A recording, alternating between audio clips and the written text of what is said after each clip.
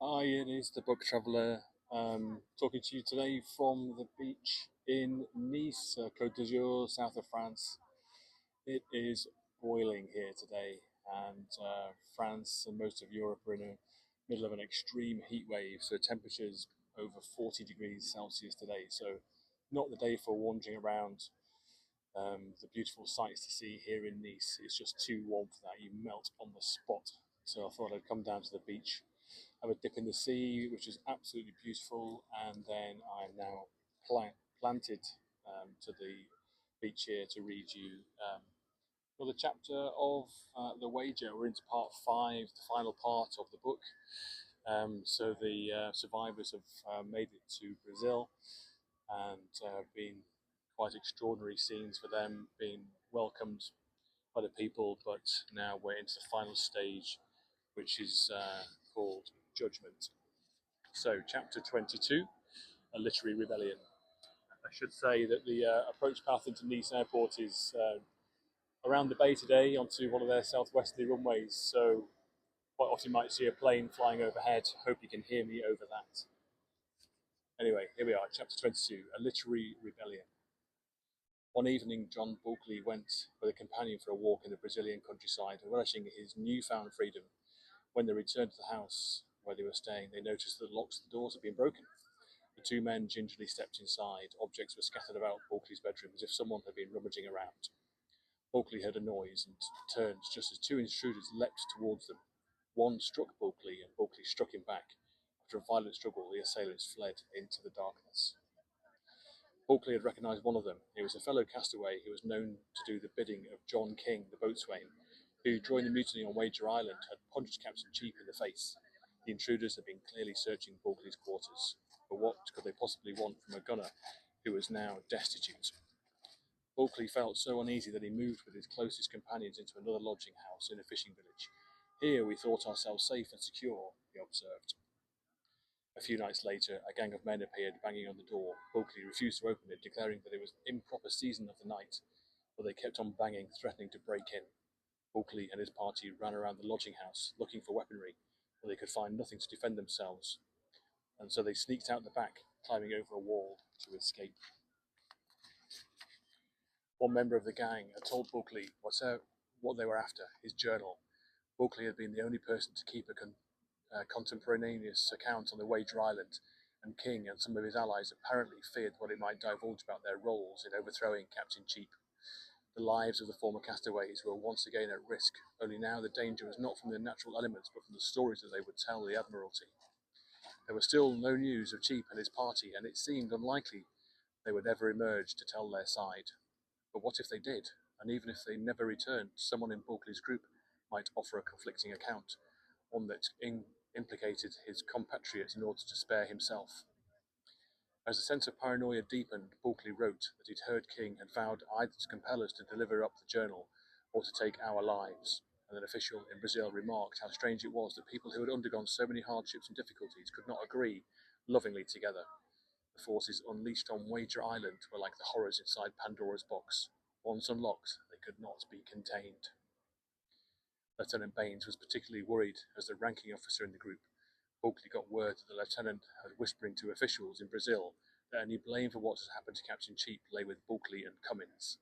In response, Bulkley did what he always did. He took up his quill and scribbled a note. In a message delivered to Baines, he accused him of spreading false and vile allegations, and observed that once they had returned to England, each of them would have to give account of his actions, and justice take place. In March 1742, Baines fled on a boat for England. He wanted to arrive before the others and get his stories on record first. It took months for Bulkley and Cummins to secure passage on another vessel, and when they stopped along the way in Portugal, they were informed by several English merchants at the port that Baines had already made damning accusations against them. We were even advised by some of our friends then not to return to our country lest we should suffer death for mutiny, Bulkley wrote. He told the merchants that Baines was an unreliable source, who never kept a diary on the island. Then Bulkley revealed, like a holy writ, his own voluminous journal. When the merchants looked at it, Bulkley claimed, they found, if there was any mutiny in the case, the very person who accused us was the ringleader. Bulkley and Cummins proceeded on their voyage home. Bulkley was still compulsively adding to his journal. We were confident of our own innocence and determined to see our country at all events, he wrote. On the 1st of January 1743, their ship dropped anchor in Portsmouth. In the distance they could observe their houses. Bulkley had not seen his wife and 5 children for more than 2 years. We thought of nothing but going ashore immediately to our families, Bulkley wrote, but the Navy barred the men from leaving the ship. Baines had provided a written statement to the Admiralty in which he alleged that Cheap had been overthrown by a band of mutineers, led by Bulkley and Cummins, who tied up the captain and deserted him on Wager Island. The Admiralty ordered both men to be detained under guards pending a court-martial. They were now captives in their own country. Bulkley called Baines' account an imperfect narrative, arguing that a story drawn from memory, as Baines admitted he was, had less probative value than one written contemporaneously. And when Bulkley was asked to furnish his own statement to the Admiralty, he decided to offer his entire journal, which, he noted, he'd risked his life to protect. Although he had composed it in the first person, he added Cummins as a co-author, likely to lend the account greater authority and to shield his best friend from punishment. The journal laid out from their point of view the events that had led to the uprising, including allegations that Captain Cheap had mentally unravelled and killed dozens by shooting him in the head. If things not carried out with that order and regularity which is strictly observed in the Navy, necessity drove us out of the common road, Bulkley wrote. Our case was singular. Since the loss of the ship, our chiefest concern was for the preservation of our lives and liberties. In the end, they had been given no choice but to act according to the dictates of nature.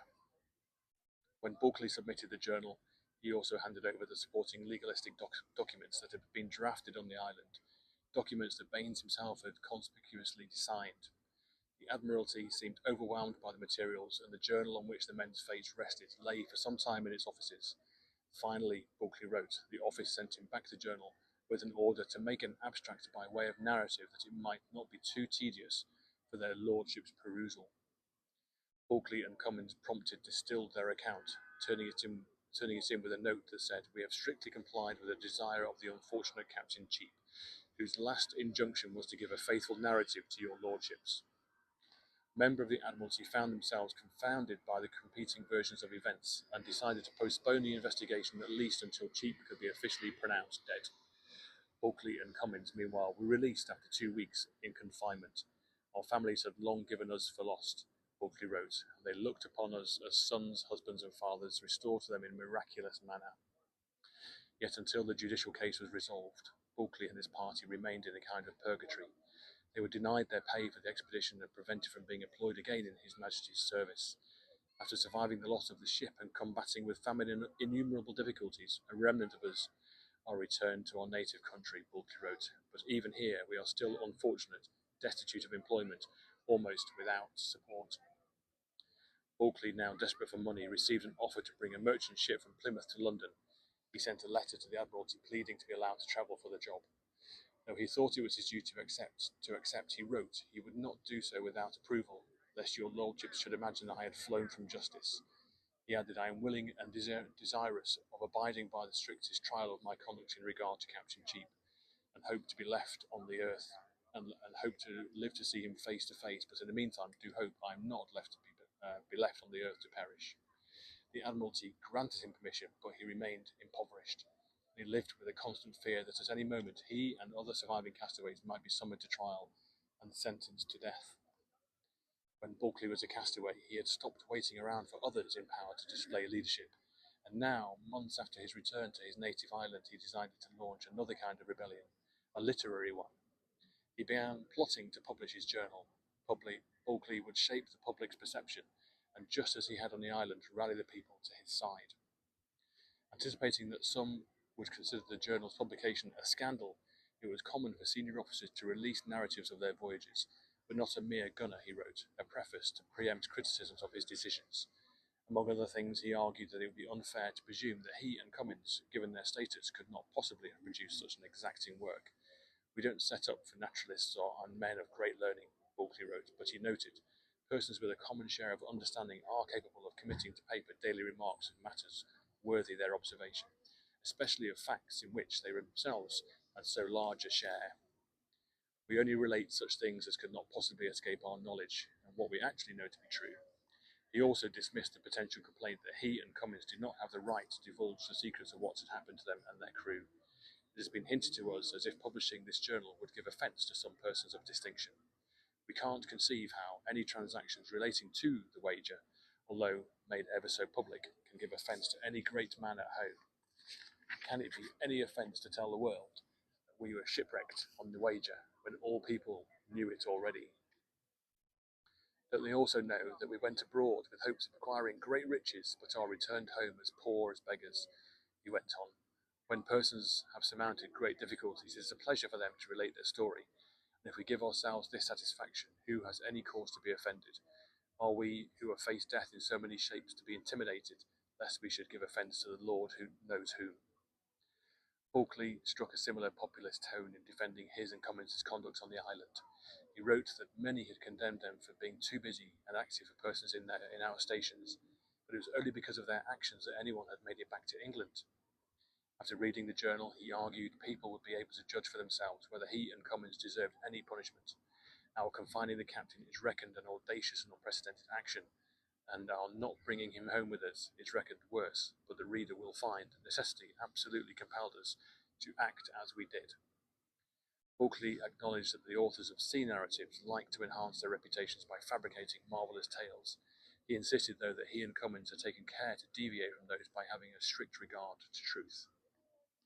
The account was something striking in English letters. Though hardly a work of literature, the journal was packed with more narrative and personal detail than a traditional logbook, and the story was told in a bracing new voice, that of a hard-nosed seaman. In contrast to the often flowery and convoluted prose of the time, it was written in a crisp style that reflected Bulkeley's personality and was, in many ways, distinctly modern. The gunner declared that the journal had a plain maritime style. By the time Bulkeley and Cummins were ready to sell their manuscript, most of the members of their party had returned to England, and there was intense public demand for any information about the shipwreck and the alleged mutiny. The two men received what they described as a considerable sum from a London bookseller to publish the journal. The amount, which was undisclosed, would not put an end to their financial insecurities, yet for men in their dire situation it represented an enormous prize. Money is a great temptation to people in our circumstances, Bulkeley acknowledged. Published 6 months after Bulkeley and Cummins had returned to England, the book was called simply A Voyage to the South Seas in the years 1740 to 41, but it contained a long, tantalizing subtitle to attract readers. It follows: a faithful narrative of the loss of His Majesty's ship Wager on a desolate island in the latitude 47 south, longitude 81 40 minutes west, with the proceeding and conduct of the officers and crew and the hardships they endured in the said island for the space of 5 months, their bold attempt for liberty in coasting the southern part of the vast region of Patagonia, setting out with upwards of 80 souls in their boats, the loss of the cutter, their passage through the Straits of Magellan, an account of the incredible hardships they frequently underwent for want of food of any kind. The book sold for 3 shillings and sixpence, and a copy was serialised in the London Magazine. Some members of the Admiralty and aristocracy expressed outrage that they had considered a two-pronged attack by a gunner and a carpenter on their commanding officer. First they had tied up cheap, and now they were impugning him in print. One of the Lords Commissioners of the Admiralty told Bulkeley, "How dare you presume to touch a gentleman's character in so public a manner?" A naval officer told the popular weekly journal Universal Spectator, "We are ready enough, likewise, to blame the crew of the Wager and defend the captain. We are even apt to think that if Captain Cheap comes home, he will remove the censure that has been thrown upon his own obstinacy, and fix it upon the disobedience of those under him." Bulkeley acknowledged that his defiant act of publishing the journal had in some quarters only fuelled cause for his execution. But the book, later praised by one historian for carrying a true ring of the sea in every page, went into a second printing and swayed much of the public to take the side of Bulkeley and his party. The historian noted that the gallant pugnacity of the book seemed to have even won some reluctant admiration from the gold-braided gentry. Bulkeley had feared a written rejoinder and counter-tale, but none came. He had not only published the first draft of history, he had also seemingly changed the future. He and his followers might be exiled from the navy and might still be poor, but they were alive and free. As Bulkeley had learned from his voyage, a reprieve rarely lasts. It is inevitably shattered by some unforeseen event, and it was not long before excited reports began appearing in the press that Commodore George Anson, the man who had led the expedition, was blazing a trail across the Pacific. Chapter 22. The Prize. Anson stood on the quarterdeck of the Centurion, staring across the vast watery expanse of the southeastern coast of China. It was April 1743. It had been 2 years since he had lost sight of the Wager. He still did not know what had happened to the ship, only that she was gone. As for the Pearl and the Seven, he knew their officers had returned their scurvy-ridden storm-beaten vessels back around Cape Horn, a decision that had caused the Pearl's captain to see himself in no other light than a disgrace. The Centurion's schoolmaster and some others had sometimes murmured that these officers had deserted Anson, but the Commodore himself had never condemned them. They experienced the blind Horn's hate and seemed to trust that officers had retreated to avoid being completely wiped out. Although 3 other ships in Anson's squadron, the Gloucester, the Trial, and the Anna, a small cargo ship, had miraculously made it around the Horn and joined him at the rendezvous point in the fabled Juan Fernandez Islands, they, too, were now gone. The Anna had been devoured by the elements and scuttled for parts, and the Trial, bereft of men and no longer seaworthy, was abandoned. And finally, the Gloucester began to leak so badly that Anson had no choice but to bury his only other vessel at sea. 3/4 of the Gloucester's roughly 400 men had already perished, and after the remainder were transferred to the Centurion, most of them so sick that they had to be hoisted on board on wooden grates. Anson and the Gloucester's hull set on fire to prevent it from falling into enemy hands. He watched as its wooden world ignited, producing what one of his lieutenants, Philip Samrez, called as melancholy a scene as I have ever observed since I have been in the Navy.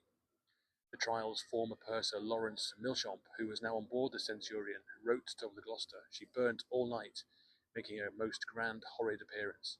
Her guns, which were all loaded, fired so regularly that they sounded like morning guns. The next day, as the flames reached the powder room, the whole exploded. Thus ended the Gloucester's ship, justly esteemed the beauty of the English Navy. Despite these calamities, Anson was determined to keep at least part of the expedition afloat, and to fulfill his orders to circumnavigate the globe in his sole remaining ship. Before crossing the Pacific, he'd attempted to weaken the Spanish by capturing a few of their trading vessels and by raiding a tiny colonial town in Peru. But these victories were meager military significance, and while making its way to Asia, the party had suffered yet another scurvy outbreak. An outbreak that caused even more suffering than before, because the men knew what was coming: the aching, the swelling, the falling teeth, the madness. And because they died in such large numbers. One officer wrote that the bodies smelled like rotten sheep, and recalled tossing overboard 6, 8, 10, or 12 a day. Anson was anguished by the death and in the failure of his mission, confessing, "I would have great pain in returning to my country, after all the fatigue and hazard I have undergone in endeavouring to serve it, if I thought I had forfeited the esteem of the public." His forces had withered from some 2,000 to a mere 227, and many of them were just boys. He had only a third of the complement required to properly operate a man of war of the Centurion's size. Despite the crew's many agonies, they had remained remarkably loyal to their commander. When they periodically grumbled, he might read aloud to them in the rules and regulations, making sure that they were aware of the punishment for disobedience, but he had avoided the lash. We had the several example of a brave, humane, equal-minded, prudent commander, an officer on the Centurion said of Anson, adding, "His temper was so steady and unruffled that the men and officers all looked on him with wonder and delight, and could not betray any great dejection under the most imminent danger." On one occasion, after Anson had anchored in the Centurion by an uninhabited island of the Pacific, he went ashore with many of the men. A storm whipped up by the Centurion vanished. Anson and his party, like their brethren on the Wager, found themselves castaways on a desolate island. "It is almost impossible to describe the sorrow and anguish that possessed us," Milchamp wrote. "Grief, discontent, terror, and despair seemed visible in the countenances of every one of us." Days passed, and Anson feared the Centurion had been lost forever, planned to expand the tiny transport boat that they had on the island into a vessel large enough to carry them to the nearest safe port on the coast of China, 1,500 miles away, unless we wished to end our days here in this wild place. Anson told the men, "We must put our backs into the work before us, and each labour as much for himself as for his shipmates." The Commodore joined in the toil, putting himself, as one of the men recorded, on the same level as the meanest sailor in his crew. Milchamp noted the sight of Anson, along with all the other senior officers sharing in this hardest task, made everyone endeavour to excel, and indeed we soon found that our work went on with great spirit and vigour. 3 weeks after the Centurion went missing, it reappeared. The ship had been damaged while being swept out to sea. All this time its crew had struggled to return. After a joyous reunion, Anson pressed on with their voyage around the world.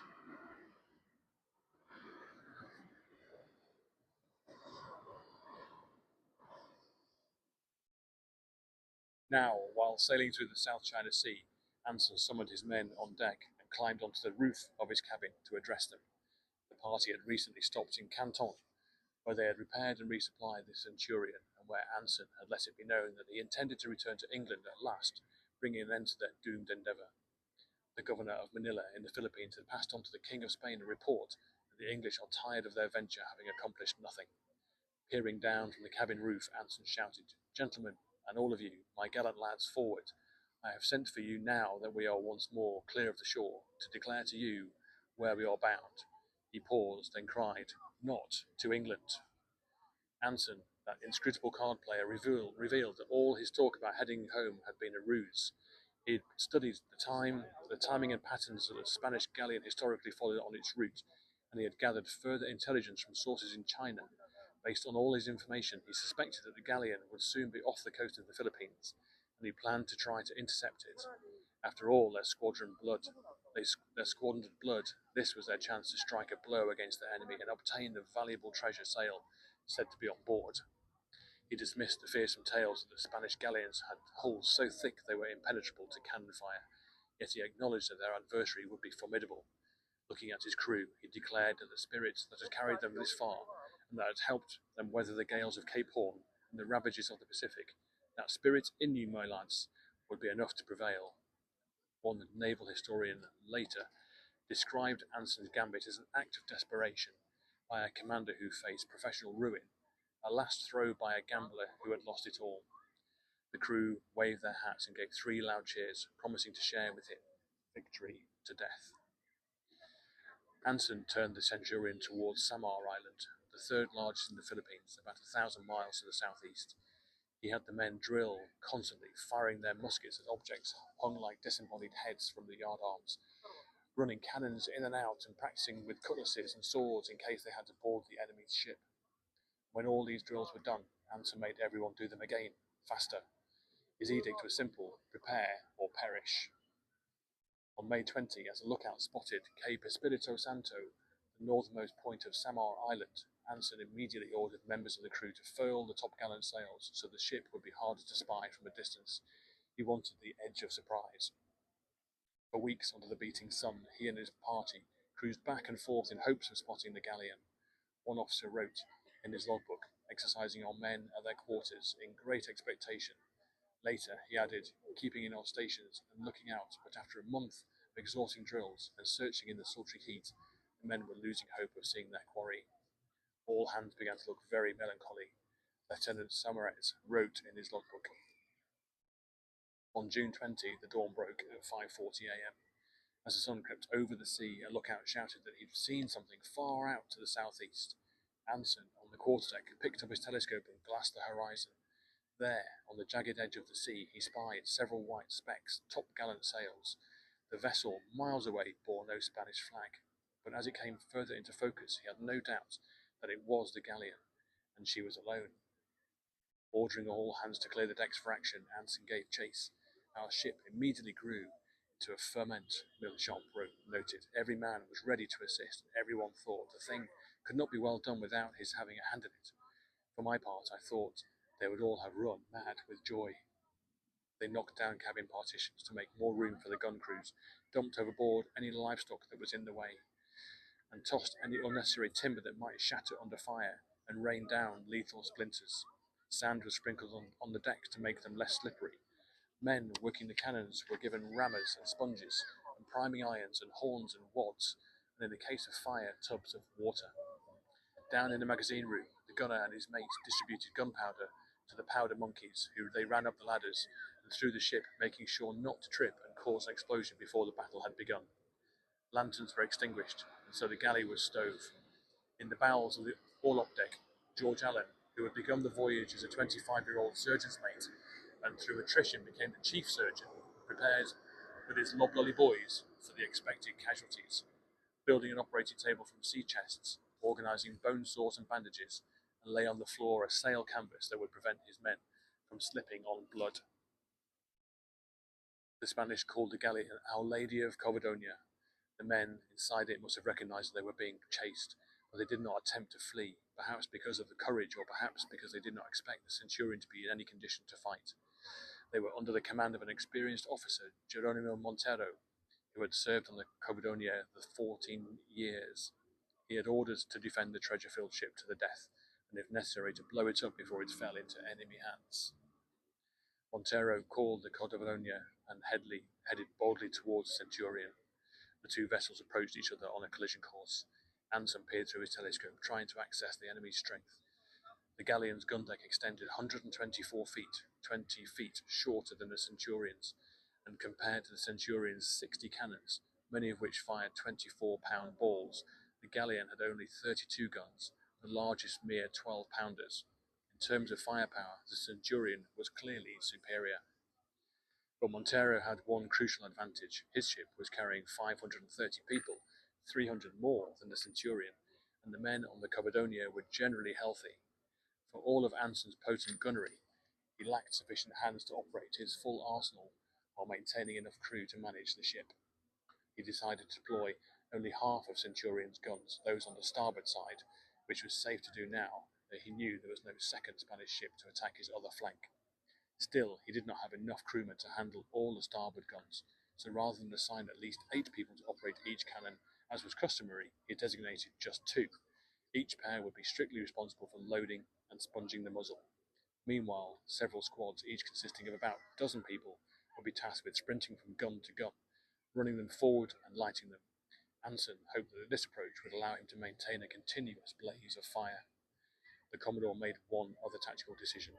Having noticed that the galleon's plank sidings above the gunwales were surprisingly low, which left its officers and crew exposed on deck, Anson stationed a dozen of his finest marksmen on the mast tops. Perched high above the sea, they would have a clear vantage point for picking off their enemies. As the ships continued to converge, the dueling commanders mirrored each other's actions. After Anson's men cleared the decks, Montero's crew did the same, throwing overboard bellowing cattle and other screaming livestock. Like Anson, Montero placed some of his men with small arms on the mast tops. Montero raised his crimson Spanish royal flag, emblazoned with castles and lions, and Anson hoisted his British colours. Both commanders opened their gun ports and ran out the black muzzles.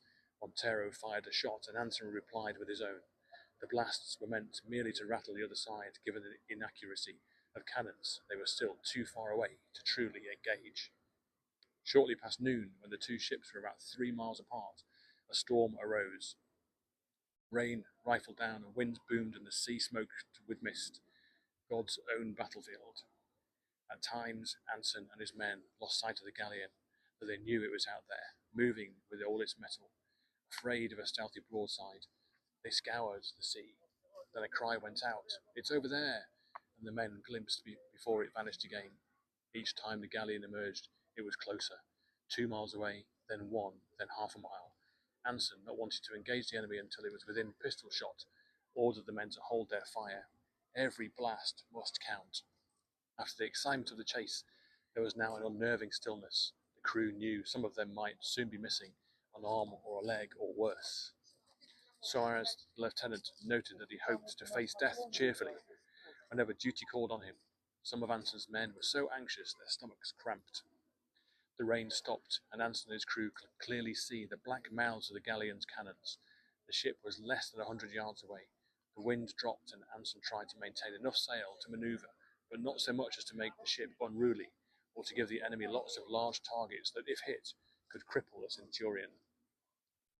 Anson guided his ship across the galleon's wake, and then swiftly came abreast of the Covadonga from the leeward side, so it would be harder for Montero to escape downwind. 50 yards away, 25. Anson's men were silent fore and aft, awaiting the Commodore's command. At 1 p.m., the two ships were so close their yardarms nearly touched, and Anson finally gave the signal, "Fire!" The men on the mast-tops began to shoot. Their muskets cracked and flashed. Smoke stung their eyes.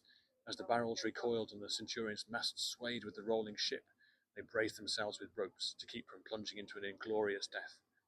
After discharging a musket, a shooter would grab another cartridge, bite off a wad of paper at the top, and pour a small amount of black powder into the gun's flash pan. Then he would jam the new cartridge, which contained more powder and a lead ball about the size of a marble, into the barrel, using a ramrod, and fire again. Initially, these sharpshooters targeted their counterparts in the galleon's rigging, who were trying to pick off the Centurion's officers and crew. Both sides were fighting a battle from the sky. Balls whizzed through the air, ripping through the sails and ropes and occasionally a chunk of flesh. Anson and Montero had also unleashed their cannons, whereas Montero's men were able to fire broadsides, simultaneously blasting all the cannons in a row.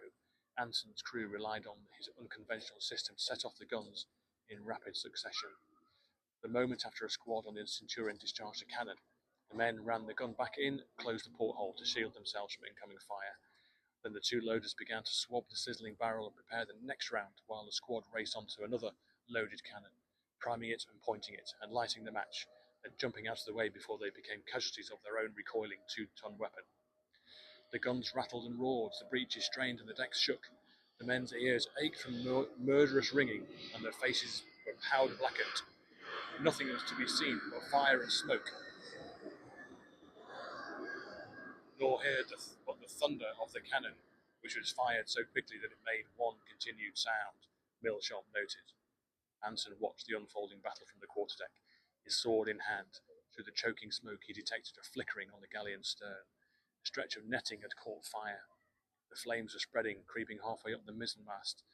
It threw Montero's men into a state of confusion, yet the two vessels were close enough that the fire threatened to engulf the Centurion too. Using axes, Montero's men cut away the burning mass of netting and wood until it fell into the sea. The fighting continued, the noise so deafening that Anson conveyed his orders with hand signals. The galleon's cannons were spraying the Centurion with a malignant mix of nails and stones, and lead balls, as well as chunks of iron linked by bits of chain. An assortment very well contrived for death and murder, as the schoolmaster Pasco Thomas put it. The Centurion's sails and shrouds had begun to shred, and several cannonballs had smashed into the hull. Whenever one hit, below the waterline, the carpenter and his crew hurried to fill the hole with wooden plugs, so the sea would not swamp them. A 9-pound cast-iron ball struck one of Anson's men, Thomas Richmond, directly in the head, decapitating him. Another seaman was hit in the leg, and as his artery spouted blood, his mate carried him down to the orlop deck, where he was laid on the operating table. As the ship convulsed from explosions, the doctor, Allen, grabbed his blades and, without anaesthesia, began to cut off the man's leg. The naval surgeon described how challenging it was to operate in these conditions.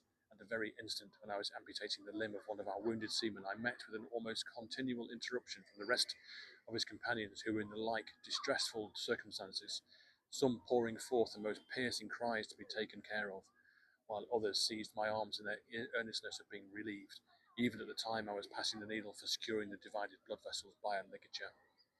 While Allen worked, the ship shook continuously from the recoil of the large cannons. The doctor managed to saw off the leg just above the knee and to cauterize the wound with boiling tar, but the man soon died. The battle raged on, and Anson realized that the enemy's gun ports were very narrow, limiting the movement of its muzzles, and so he maneuvered his ship to lie nearly perpendicular to the galleon, thereby depriving many of the enemy's guns of a clear shot. The Covendonia's cannonballs began to soar wide of the Centurion and into the sea, where they sent up harmless waterspouts. The Centurion's gun ports were larger, and Anson's squads used handspikes and crowbars to point their cannons squarely at the galleon. The Commodore gave the signal to fire the heaviest balls, the 24-pounders, at the enemy's hull. At the same time, some of Anson's men raked the Covendonia's sails and rigging with chain shot, paralyzing her on the sea. The galleon shuddered amid a pitiless storm of metallic hail. Anson's sharpshooters in the tops had taken out their counterparts in the galleon's rigging, and they were sniping one Spaniard after another on the decks. Montero exhorted his men to fight for their king and country, shouting that life was meaningless without honour. A musket ball glanced off his chest. He was stunned, but stayed on the quarterdeck until a flying splinter speared his foot. Then he was taken below, joining the mass of the wounded. He left in charge the sergeant major, who was promptly shot in the thigh. The head of the soldiers on board tried to rally the crew, but his leg was blown off. As the schoolmaster Thomas noted, the Spanish, being frightened by seeing abundance fall dead from them every moment, began to run from their quarters and to tumble down the hatchways and scuttle in heaps. After an hour and a half of unrelenting fire, the galleon lay motionless, her masts cracked, her sails in pieces, her hull rife with holes. The mythic ship was indeed mortal. On its deck, amid the strewn bodies and eddies of smoke, a man was seen staggering towards the mainmast where the Spanish royal flag hung in tatters. Anson signalled to his crew to hold their fire. For a moment the world fell quiet, and Anson and his party watched in exhaustion and relief as the man on the galleon began to lower the flag, signalling surrender.